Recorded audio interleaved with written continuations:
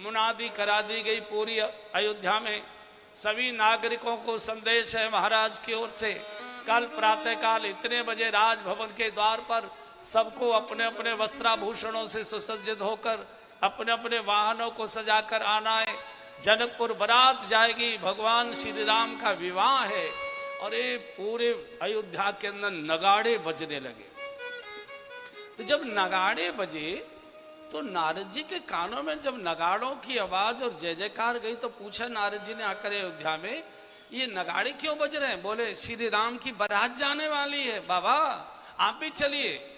तो नारद जी ने वीणा लेकर सारे देवताओं के यहाँ जाकर हल्ला मचा दिया। अरे देवताओं तैयारी करो, बाराती का वेश सज के जाओ, तैयार करो, वाहन तैयार करो, भगवान श्री राम का विवाह है।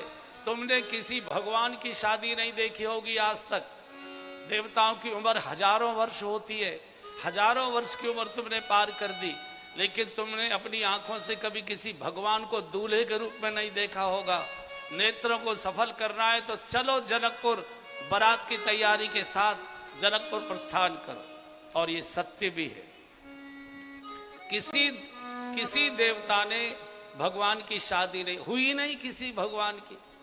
जो भगवान के 10 अवतार है, मत्स्य अवतार है, अब मछली की शादी कौन करेगा? कच्छप अवतार है, कछुआ की शादी कौन करेगा? फिर आगे बढ़ जाइए तो परशुराम जी का अवतार है। अब फरसा जिसके हाथ में उसको कौन अपनी बेटी देगा? ये बाबा कभी भी मार देगा।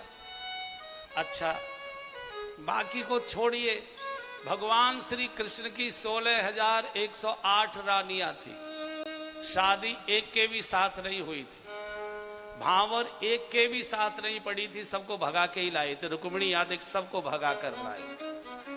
मर्यादा की जो शादी हुई है केवल भगवान श्री राम की हुई है और किसी की नहीं हुई है। सब बाराती तैयार होकर आ गए, राजद्वार के बाहर घोड़े नाच रहे, जय जयकार हो रही है। लोगों की नाच नृत्य की ठोकरों से रज हुए जान पशान पवारे, बड़े बड़े पत्थरों के शिलाखंड जो राजभवन के बाहर पड़े थे वो बालू जैसे हो गए। इतना उत्साह चारों नगाड़ों। तो देवताओं ने अपने अपने तैयारियां अटैची लगाना शुरू कर दिया, अपने अपने क्रीम पाउडर सब रखना शुरू कर दिया। तो देवियों ने पूछा कि कहाँ की तैयारी कर रहे हो? वो टोको रोको मत, कहीं जा रहे जरूरी काम से। कहाँ? बिना हमारे कैसे चले जाओगे? कहाँ जा रहे हैं? बोले बारात में जा रहे हैं, बारात में जा रहे हैं, जनकपुर बारात जा रही है भगवान श्री राम की। बोले हम भी चलेंगे। बोले तुम क्या करोगी? बोले पुरुषों में तुम शामिल हो जाना और कन्या पक्ष की ओर से घरातियों में हम शामिल हो जाएंगे और महिलाओं को कोई रोक टोक नहीं होती है। चलो ये बिटिया से ले लो, ये लाओ, यहाँ ले आओ, यहाँ ले आओ, लाओ। यार इतना बढ़िया माल आ रहा है और देख नहीं रहे। लाओ लाओ, रख दो यार, ठीक है। और जब भी लाओ यहीं लाया करो। बहुत जय जय जय। अब देखो टकटर का किसी को भी नहीं दूंगा इसमें से।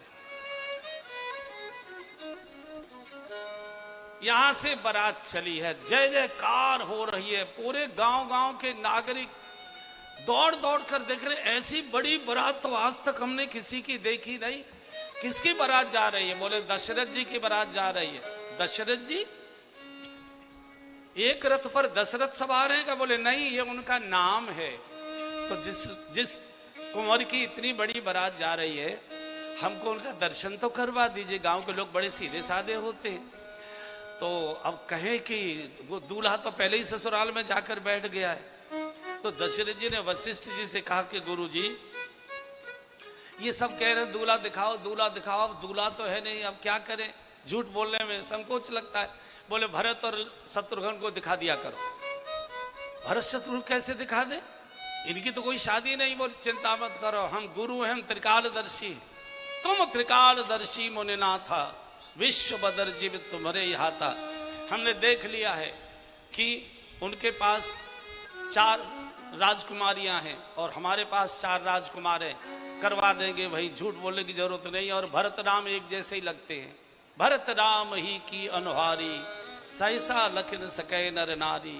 लखन शत्रु सूदन एक रूपा, नख सिख से सब भांति अनूपा। राम और भरत बिल्कुल एक जैसे थे।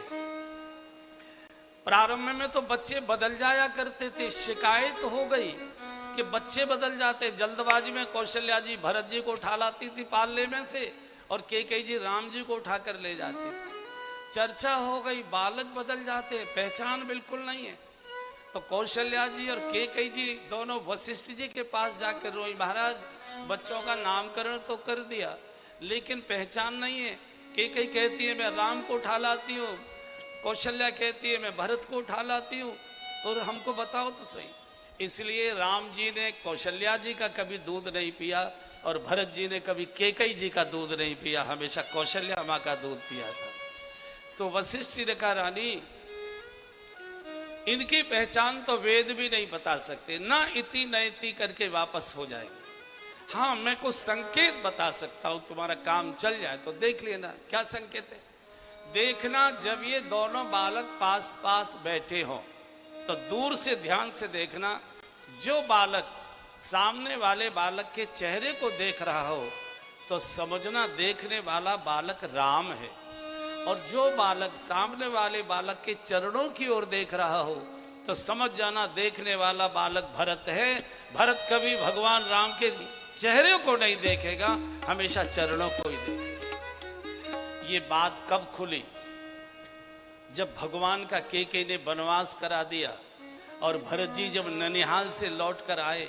आपने देखा होगा आदमी जब दुख में, मौत में, परेशानी में रोता है तो कुछ बोल बोल को रोया करता है। कुछ और कोई माता है तो विशेषकर बोल के ही रोती है, पुरुष भी रोते हैं जब बहुत भारी रुदन होता है, वो भी कुछ बोलते। तो रोते रोते भरत एक ही बात बोले, तेरी बैरिन कम से कम मुझे आ जाने तो दिया होता। मैंने तो अपनी आंखों से अपने बड़े भैया को, श्री राम को कभी देखा ही नहीं कि वो कैसे हैं, और मेरे बिना देखे ही तूने मेरी आंखों से ओझल कर दिया, उनको वन में भेज दिया, मैंने उनको देखा ही नहीं। और कभी भरत जी ने राम को देखा भी नहीं, हमेशा चरणों में ही दृष्टि रहती थी। तो कह दिया करो कि ये हैं दोनों राजकुमार, हमको मालूम है 4 राजकुमारियां उनके पास है, सब ठीक ठाक करा दे।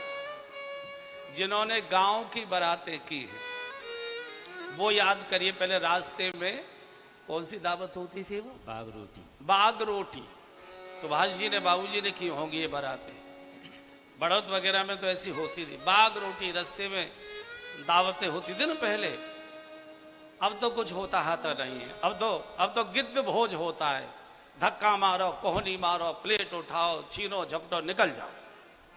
पहले तो बहुत आदर से खिलाया जाता था। तो हम गए हैं मिथिला की ओर, हमारी कथा थी सीतामढ़ी में, तो बहुत नदियां पड़ती हैं, जनकपुर तक बहुत नदियां पड़ती हैं। तो सरतन सेतु बधाए, सरतन जनक बधाए सेतु, पुल बना दिए सब पर। और भोजन क्या भेजा? दधी चिउरा उपहार अपारा, दधी चिउरा उपहार अपारा, दधी चिउरा उपहार अपारा, दधी चिउरा उपहार अपारा, भरी भरी कांवर चली कहारा, भरी कांवर चली कहारा, धरे चिउरा उपहार अपारा, धरे चिउरा उपहार अपारा। ये दहेज इसलिए दिखा रहा हूं ताकि अगली जो कथा कराए वो भी ऐसे ही चढ़ाएं। हालांकि आजकल दहेज छुपाया जाता है, पुलिस वाले पकड़ लेते हैं ना, तो आ जाती है, एजेंसी आ जाती है। ये तो कथा भी करना मुश्किल कर देगा। दही और चिवड़ा का भोजन, दध चिवरा उपहार अपारा, भरवर कांवर चले का, ये मिथिला का सबसे प्रिय भोजन है। हर प्रदेश का अलग अलग प्रकार का भोजन होता है। जैसे पंजाब का अलग प्रकार का, राजस्थान है तो वह दाल बाटी चूरमा होता है, ब्रज है तो खीर पूड़ी रबड़ी आदि ये होता है, कहीं मखनी दाल और मटर पनीर का होता है। हर जगह का अपना अपना अलग अलग हुआ करता है। तो मिथिला का प्रिय भोजन है दही और चोड़ा। सीता जी को पता लग गया कि पापा जी ने दही चोड़ा बारातियों को भेज दिया है, ये तो सारे बाराती बीमार हो जाएंगे। क्योंकि बारात क्वार के महीने में गई थी और क्वार में दही खाना कार्तिक में गई थी, बारात कार्तिक में गई थी और कार्तिक में दही खाना निषेध है आयुर्वेद की दृष्टि से। क्वार करेला कार्तिक दही क्या है, माघे मिश्री है अगहन धनिया अगहन धली नहीं, सावन दूध भादो मही, क्वार करेला कार्तिक दही, अगहन धनिया पूसे जीर, माघे मिश्री फागुन खीर। तो जो क्वार में ये कार्तिक में दही नहीं खाया जाता, गुजिया खाई जाती है। दो समय मावा खाया जाता है, एक कार्तिक खाया जाता है, एक फागुन में खाया जाता है। क्योंकि फागुन में मौसम बदलता है, चैत आता है, पित्त कुपित्त होता है और मावा पित्त को शांत करता है, इसलिए कार्तिक में भी गुजिया खाई जाती है और फागुन में भी गुजिया खाई जाती है। तो जानी सीता जी तो घबरा गई। जानी सिय बरात पुर आई, जानी सिय बरात पुर आई, कछु निज महिमा प्रकट जनाई, कछु निज सब महिमा प्रकट जनाई, हृदय सुमिर सब सिद्धि बुलाई, हृदय सुमिर सब सिद्धि बुलाई, भूप पहुरई करन पठाई, भूप पहुरई करन पठाई, आजी जानी सिय बरात पुर आई, जानी सिय बरात पुर आई। जानकी जी की सेवकाओं ने आकर कहा कि अरे देवी इतनी बड़ी बारात है और छोर कुछ दिखाई नहीं दे रहा है। जानकी जी तो घबरा गई। और हमारे भारत की परंपरा है बिटिया अपने बाप के संकट को नहीं देख सकती। बिटिया बाप की बहुत हितैषणी हुआ करती है। ससुराल में बैठी बेटी भी हमेशा बाप की कुशल क्षेम की कामना भगवान से करती रहती है।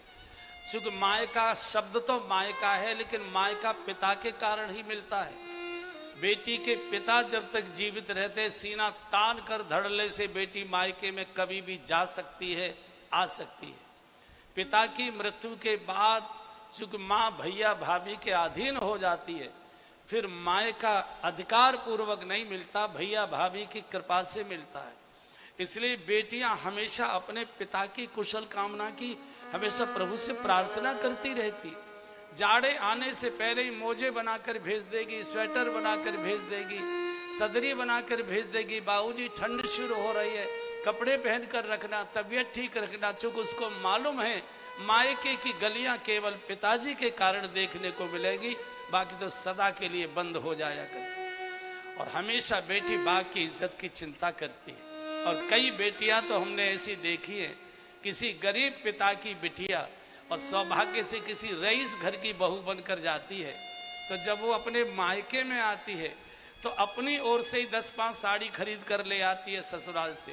फिर जब मायके से लौट कर जाती है तो वहाँ दिखाती है सास को अपनी जो भी ननद वगैरह हैं, ये मेरी ताई जी ने दी है, ये मेरी चाची जी ने दी है, ये मेरी छोटी चाची जी ने दी है, ये मेरी भाभी ने दी है।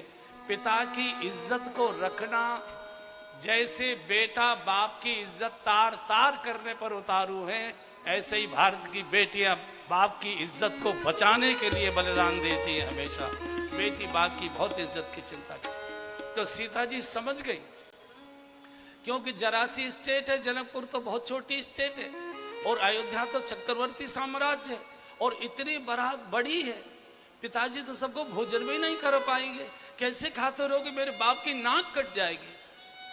तो जानकी जी ने संकल्प से रिद्धि सिद्धियों को आह्वान किया। सब रिद्धि सिद्धि आकर खड़ी हो गई, 8 रिद्धि सिद्धि सब खड़ी हो गई, अष्ट सिद्धि नवनिधि सब आके मालिकिन आज्ञा करिए, बोले जाओ देव लोकों के सारे सुख जनकपुर के अंदर प्रकट कर दो, इतना बड़ा जन्माशा बना दो, लोग देखकर दंग रह जाएं। और मां की आज्ञा लेकर, मालकिन की आज्ञा लेकर ऐसा सुंदर एक नया जनकपुर प्रकट कर दिया।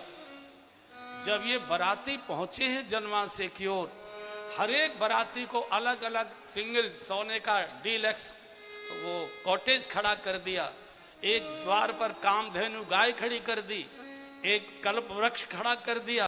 हर बराती जो चाहे वह कल्प वृक्ष से मांगे, जो चाहे कामधेनु से मांगे, सोने के कॉटेज वातानुकूलित।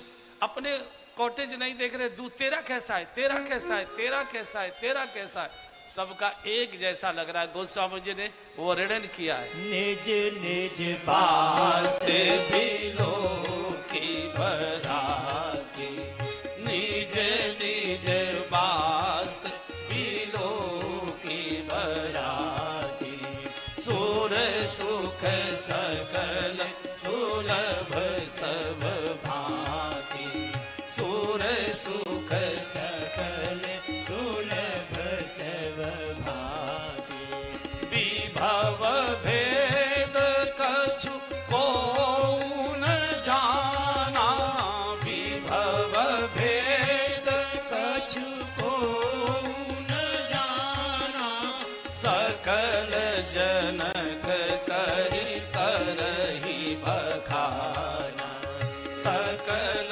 जनक कर करहि बखाना, आदि निज निज बास बिलो की बराती, निज निज बास बिलो की बराती। अपने अपने आवासों को देखकर अयोध्या के नागरिक सारे बराती पागल जैसे हो गए, इधर से उधर दौड़ने लगे।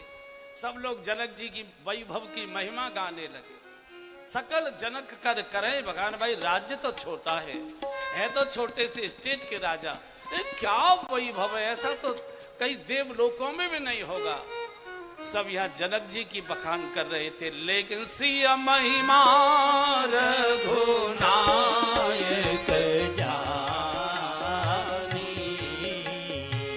सिया महिमा रघुनायक जानी, हर से हृदय हेतु जानी, हर से हृदय हेतु पहचानी, फिर गाइए, सिया महिमा रघुनायक जानी, सिया महिमा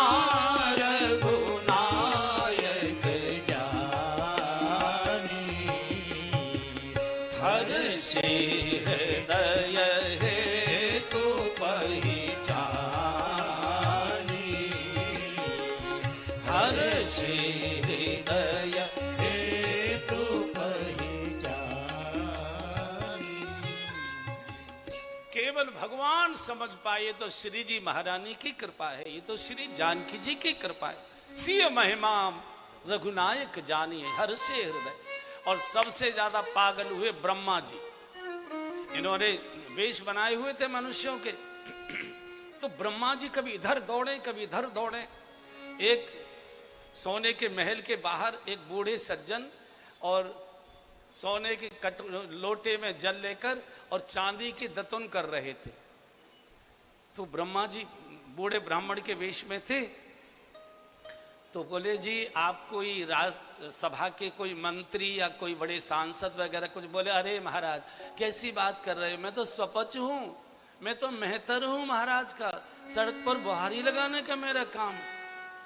ब्रह्मा पागल हो गए, कि जिस राज्य का मेहतर इतना वैभव संपन्न हो, उस राज्य का राजा कितना महिमावान होगा। कभी इधर दौड़े कभी इधर दौड़े। शंकर जी ने कहा बढ़ो दिमाग मत चलाओ, हर जगह चलाते। तुमको ये मालूम है ये शादी किसकी हो रही है? ये किसी सामान्य राजकुमार की और सामान्य राजकुमारी की शादी नहीं हो रही है। किसकी हो रही है? सुनो, जिन कर नाम लेत जग माही, जिन कर नाम लेत जग माही, सकल अमंगल मूल नसाई, सकल अमंगल मूल नसाई। कर तल होहि पदारथ चारी, कर तल होहि पदारथ चारी, तेई सिय राम कहेहु कामारी, तेई सिय राम कहेहु कामारी। हाजी जिन कर नाम लेत जग माही, जिन कर नाम लेत जग माही। अरे जिनका नाम जपने से, नाम सुमिरण करने से जगत में मंगल ही मंगल हो जाता है। जो जगत के माता पिता हैं, ये भगवान श्री राम और जगन माता जानकी जी की शादी हो रही है। बड़ो तुम कहां से आ गए? अपनी रचना कह रहे हो कि मेरी रचना नहीं दिखाई दे रही है। अभी माता पिता की शादी नहीं हुई और बच्चा अपनी रचना देखने लग गया। दर्शन करो, आनंद लो। बिल्कुल ब्रह्मा जी की ऐसी स्थिति हो गई जैसे मान लीजिए किसी 3, 4, 4.5, 5 वर्ष के बालक को अपने माता पिता का शादी का एल्बम मिल जाए कैसे, और बालक ऐसे देख रहा है पकड़, ओहो मेरे खूंसट से पापा कैसी पगड़ी बांधे बैठे, ओ मेरी मम्मी को देखो एक भी दांत नहीं है और कैसी सुंदर लग रही है। अब ये बालक पूरे को पूरे पलट के देखे और अपना फोटो न देखे कहीं, फिर माँ से जाके रोए, मम्मी मम्मी आपने पापा जी ने सबने इतने अच्छे अच्छे फोटो खिंचवा लिए, मेरा फोटो क्यों नहीं खिंचवाया, मुझे साथ क्यों नहीं ले गए, मेरा फोटो। अब मम्मी कैसे समझाए, बेटा उस समय तेरा तो फोटो आ ही नहीं सकता था, वो तो हमारी शादी का। बिल्कुल ब्रह्मा जी का यही हाल हो। शिव समझाए देव सब और जन आचरज भुला, हृदय विचारहु धीर धरे, ये तो सिय रघुवीर विवाह। ये लीला है, लीला का दर्शन करो। लीला में मस्तिष्क नहीं लगाया जाता, लीला का आनंद लिया जाता है। जनक जी को समाचार मिलता है बारात जनवासे में पहुंच गई, अपने छोटे भाइयों को लेकर, सचिवों को लेकर, प्रमुख सैनिकों को, मिलिट्री के प्रमुख अधिकारियों को लेकर, पुरोहित जी को लेकर जनमासे में आते हैं। और जिस समय महाराज जनक और महाराज दशरथ मिले, मिलत महादौराज विराजे, उपमा खोज खोज कवि लाजे। जब दोनों महाराज एक साथ गले मिले हैं, पत्रकार आपस में चर्चा करने लगे, हेडलाइन क्या दे रहे हो, हेडलाइन क्या दे रहे हो, हेडलाइन क्या दे रहे हो। बोले कुछ समझ में नहीं आ रहा। एक से एक बढ़कर दोनों ही ब्रह्म के पिता हैं। एक ब्रह्म ने 2 रूप में अवतार लिया, राम के रूप में अयोध्या में और जानकी जी के रूप में जनकपुर में। ये तो ब्रह्म के पिता है आपस में, ये सामान्य नागरिक नहीं। पूरी बारात को देखकर जनकपुर के नागरिक जैसे बावले हो गए हों। आज जनकपुर की गली गली घर घर में एक ही चर्चा है, आज मिथिला नगरिया निहाल सखी है, आज मिथिला नगरिया निहाल सखी है, चारों दुल्हा में बड़का कमाल सखी है, चारों दुल्हा में बड़का कमाल सखी है, आज मिथिला नगरिया निहाल सखी है, आज मिथिला नगरिया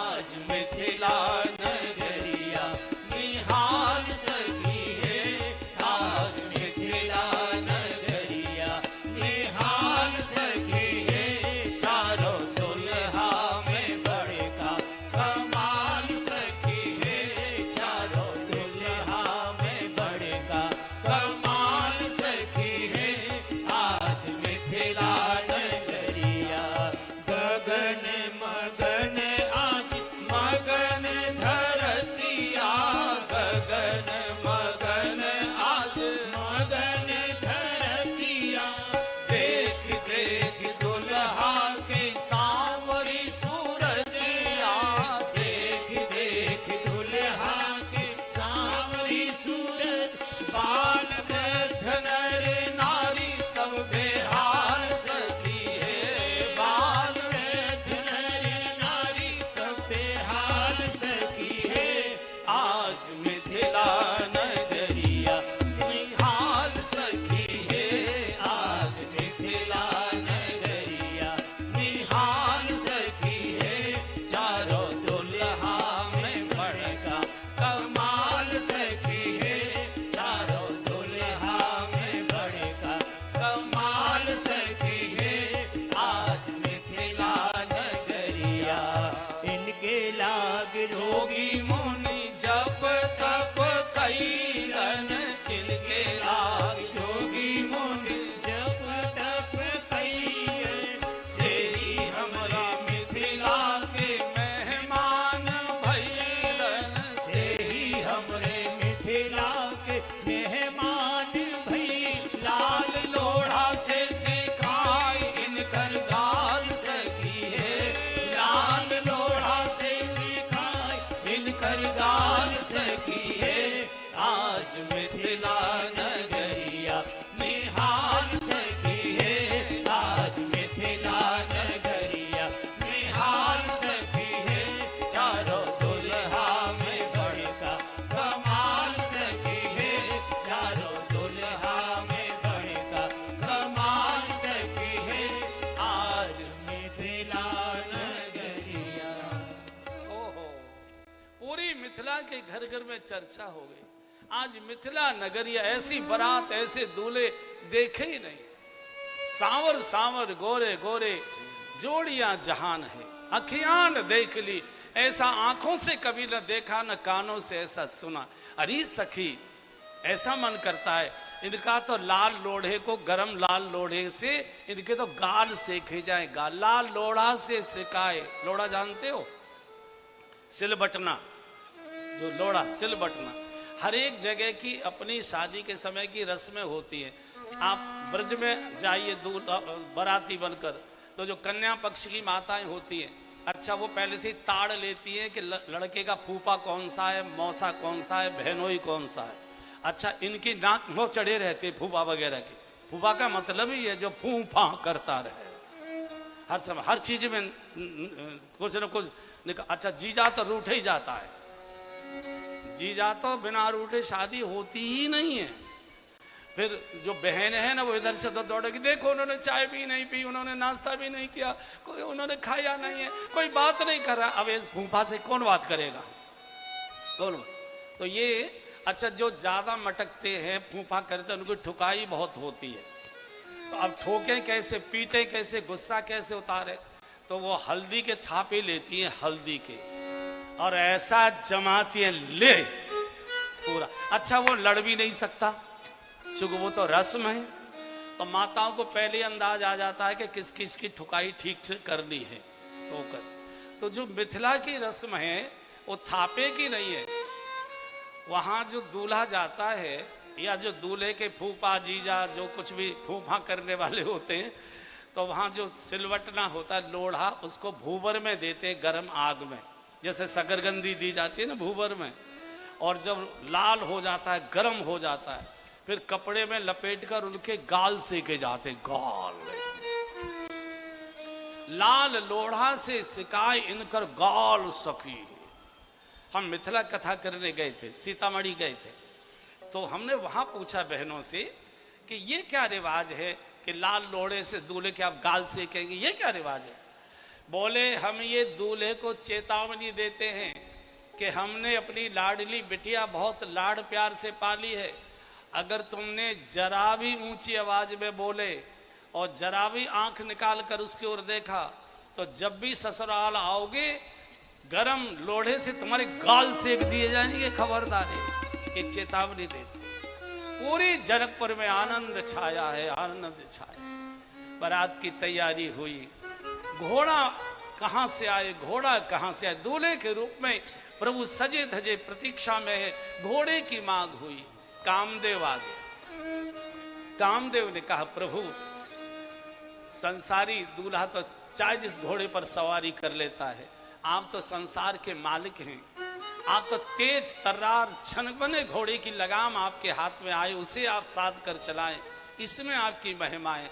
मैं घोड़ा बनकर आया हूं, मेरे ऊपर सवारी करो। और घोड़ा कहता है प्रभु बाकी पर तो हम सब पर सवारी करते, काम ही सब पर सवारी करता है। कई जग काम नचावन जेही, ऐसा दुनिया में कौन है जिसको काम ने न नचाया हो।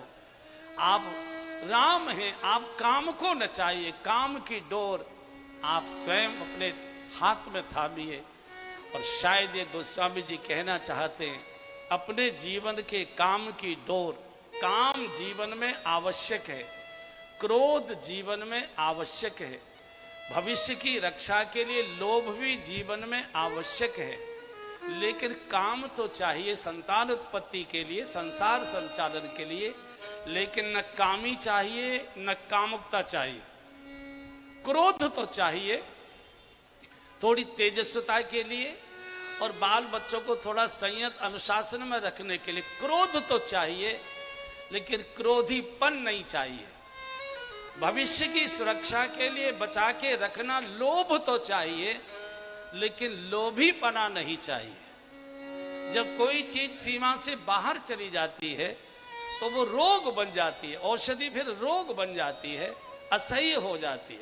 काम कहता है प्रभु आज तक तो मैं दुनिया को नचाया करता था, आज आप मुझे नचाइए, मेरे जीवन की डोर राम के हाथ में। और अगर हमारी कामनाओं की डोर हमने भगवान के हाथों में दे दी, प्रभु कामनाएं तो बहुत है मन में, लेकिन आपको जो अच्छा लगता है वो करना, जैसा आपको उचित लगता है वो करना, मेरे लिए जो भी अच्छे से अच्छा आप कर सकते हैं वही करिए। अपने जीवन की कामनाओं की डोर अगर हमने सदगुरु के हाथ में दे दी, जगतगुरु भगवान कृष्णम वंदे जगतगुरु भगवान के हाथ में दे दी, तो ये संसार हमको नहीं नचाएगा, हम ही संसार को नचा देंगे। आज तो सबको काम नचा रहा है, सबको काम, कई जग काम नचावन जय। बहुत सुंदर घोड़ा, बारात तैयार, खड़िए चलने के लिए बाजे बजने लगे। राजमार्ग पर अपार भीड़ है बारात का दर्शन करने के लिए। माताएं अपनी अपनी अटारियों से, झरोखों से दूल्हे को देखने के लिए लालायित हैं। पूरा जनकपुर आज राजमार्गों पर, अटारियों में, छज्जों पर छाया हुआ है। और जब घोड़े ने नृत्य प्रारंभ किया तो ऊपर से सखियों ने जोर जोर से चिल्लाया, नहीं राघव, नहीं राघव, इतनी जोर से घोड़ा मत नचाइए, हमको दर्शन करने दीजिए। ऊपर से मांग आने लगी, राघव धीरे चलो ससुराल गलियां, राघव धीरे चलो ससुराल गलियां, राघव धीरे चलो। मिथिला नगर की नारी नवेली, मिथिला नगर की नारी नवेली, शोभित छवि लगी रंग रलिया, राघव शोभित छवि लगी रंग रलिया, राघव धीरे चलो ससुराल गलिया, राघव धीरे चलो ससुराल गलिया, राघव धीरे चलो। तुम ही बिलोकिन नजर लगावे, तुम ही बिलोकिन नजर लगावे, जनक नगर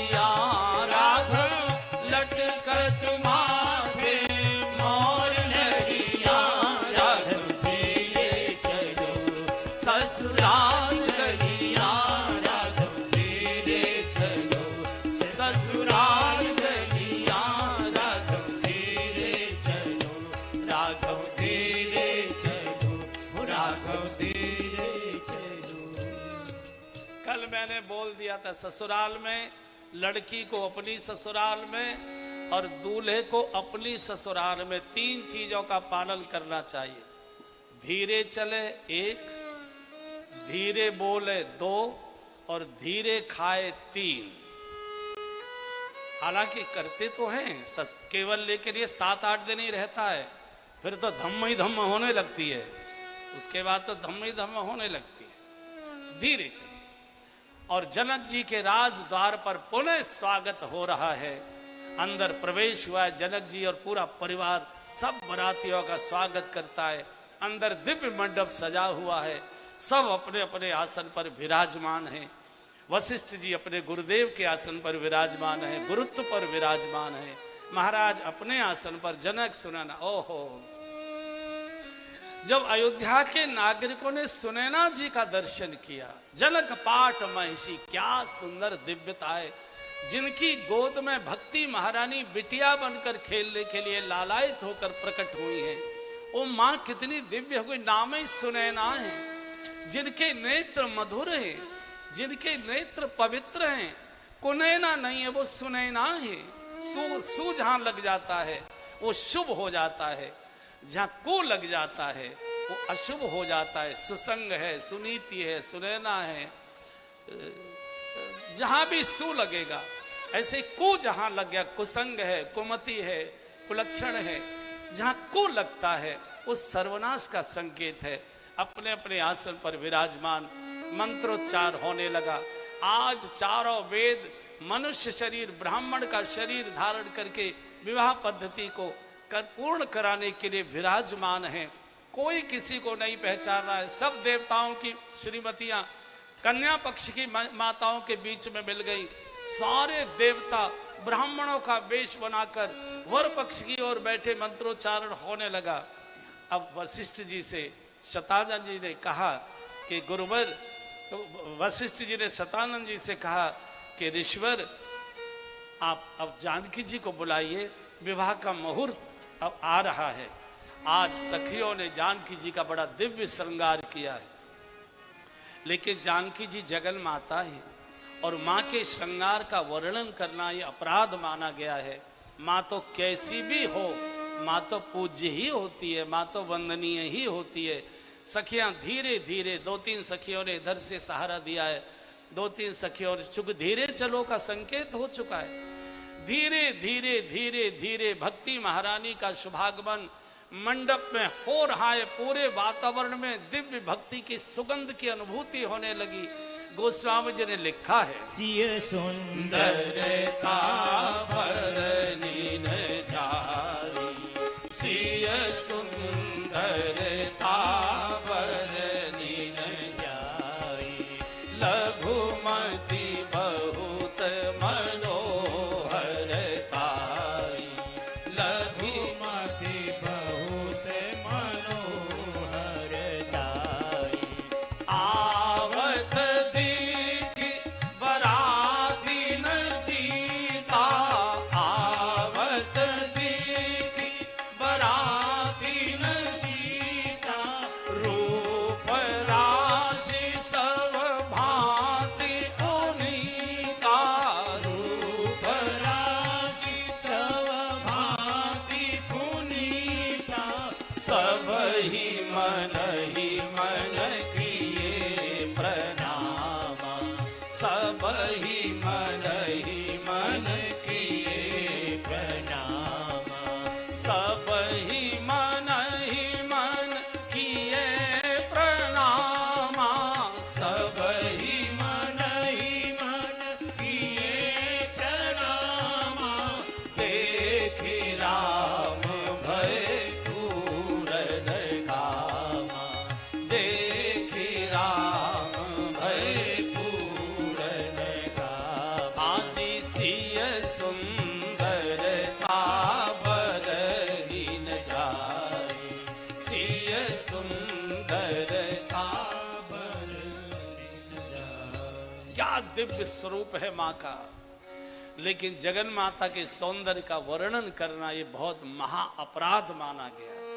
इसलिए गोस्वामी जी ने संकेत कर दिया, सिय सुंदरता बरन न जाए। और जैसे ही जगन माता को दुल्हन के रूप में देखा है, सभी देवता, सभी अयोध्या के बड़े वरिष्ठ नागरिक जो बाराती के रूप में आंगन में विवाह मंडप में विराजमान थे, मन ही मन सबने जगन माता को प्रणाम किया। सबई मन ही मन किए प्रणामा, देख राम भय पूरन कामा। शीश झुकाए, नेत्र नीचे की ओर, संकोच में डूबी श्री जानकी जी दिव्य आसन पर बिठाई गई हैं। अग्निदेव बिना किसी प्रयोजन के स्वयं आज प्रकट हो गए।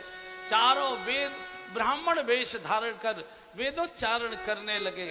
विवाह का मुहूर्त बढ़ते जा रहा है। और अब वशिष्ठ जी ने कहा, राजन कन्यादान करिए।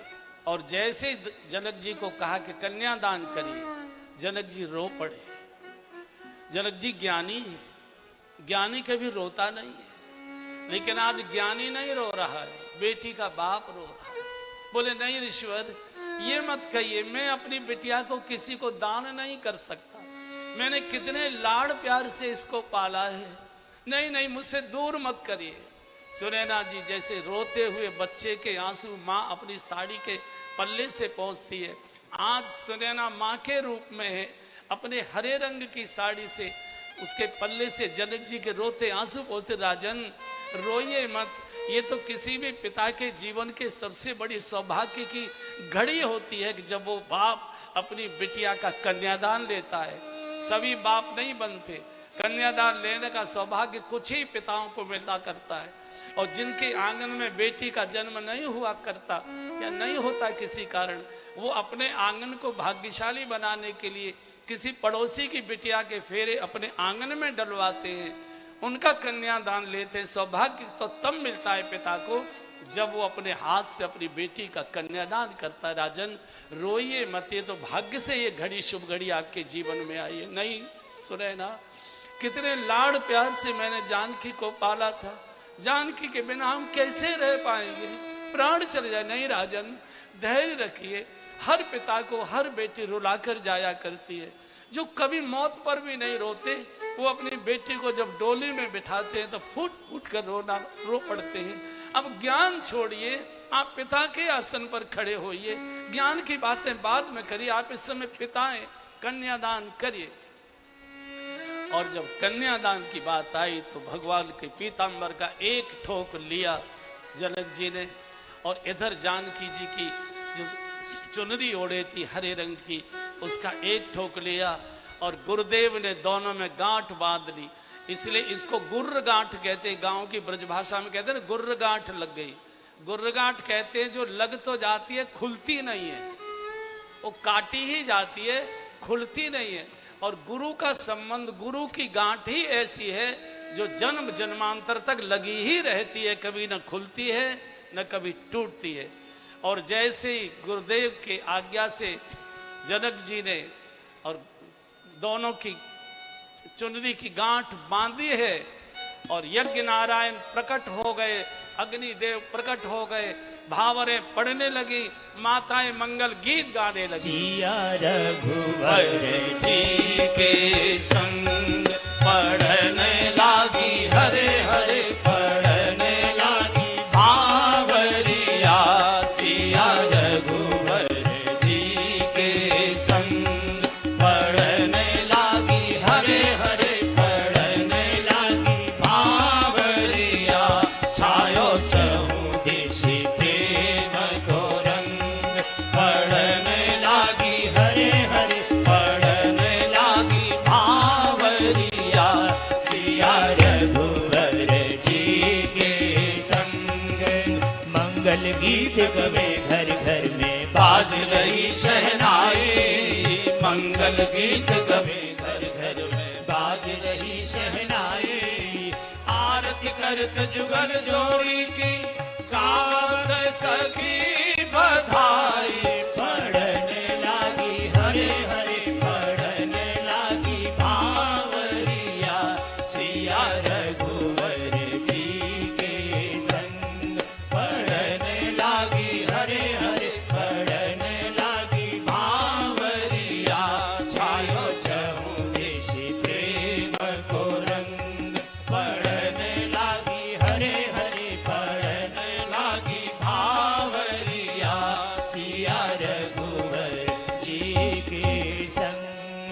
अरे बैठे देव विप्र तन धर के वेद मंत्र उच्चारे, बैठे देव विप्र तन धर के वेद मंत्र उच्चारे। सब सखियां बरना बरनी पे राई नौन उबारे, पढ़ने लागी हरे हरे पढ़ने लागी बावरिया, सिया रघुवर जी के संग पढ़ने लागी हरे हरे पढ़ने लागी बावरिया। छायो चहु दिश प्रेम को रंग, पढ़ने लागी हरे हरे पढ़ने लागी बावरिया, सिया रघुवर जी के संग। प्रमुदित मुदित भावरी फेरी, नेह सहित सब रीत निभेरी, प्रमुदित मुदित भावरी फेरी, नेह सहित सब रीत निभेरी। राम सिया सिर सिंदूर दही, शोभा कही न जाए, पढ़ने लागी हरे हरे पढ़ने लागी बावरिया, सिया रघुवर जी के संग पढ़ने लागी हरे हरे पढ़ने लागी बावरिया। छायो चहु देश प्रेम को रंग, पढ़ने लागी हरे हरे पढ़ने लागी बावरिया, सिया रघुवर जी के संग। अरे गाओ रे सब मंगल गाओ, बरस रहो हरि रंग। बजाओ हरि बोल।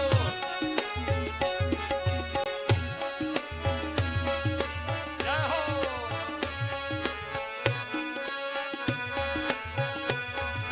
जय जय हरि बोल। जय जय जय हो। जय जय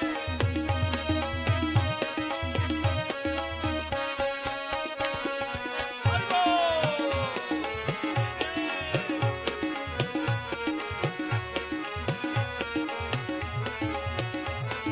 जय हो।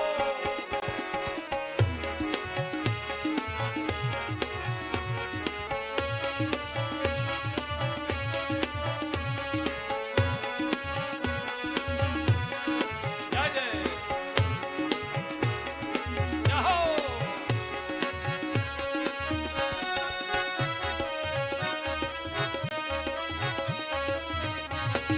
जय जय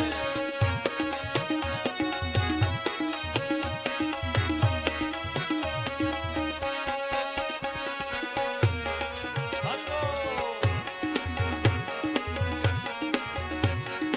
जय जय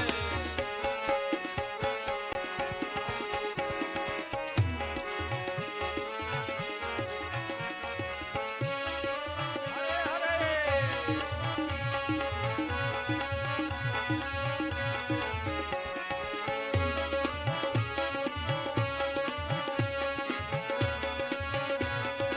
हरि बोल।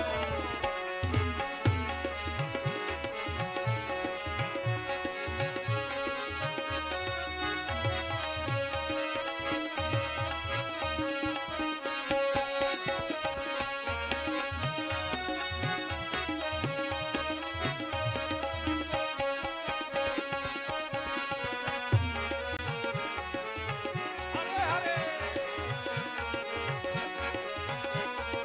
हरि बोल।